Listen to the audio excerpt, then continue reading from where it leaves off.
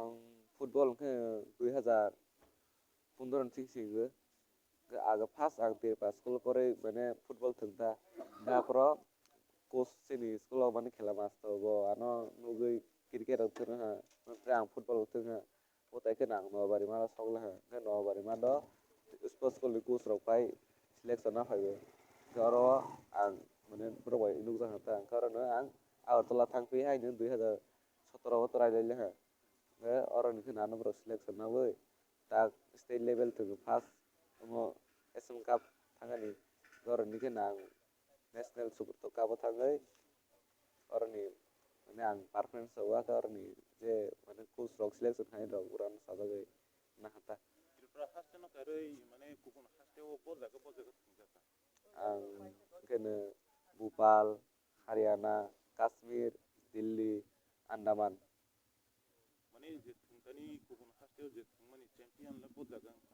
champion to kaise to ya quarter final semi final am tari kuma mata thunta mane bari rok ni player be academy ni phabe ere gobrok bo suksai tei ni quality kaham brok ma sini orang sai gobrok ni performance besi tok ta suksai mata ge suksai kai nang Tripura sani ngi khoroksa nang thung tong mane football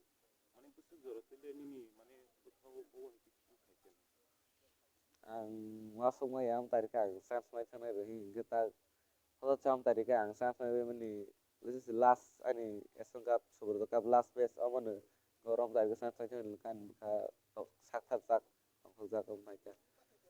ini to titi sa hafang bising pino no kaisa sokat ya mungkin nang bongi bising pilo nang tam kok sanan musuh Porono bang belai belai kena hambai satra robo yang tak oro bare থাকে তেই bang মানে নিজে ni performance রইতেই বসাকার থুনই মাসক নব মানে তিনি তিতেরি সিনি গুবং তেই সুগনে জাত আমতাই কপ mungkin ini kumu জন Jamatia para কিলা সেমারবা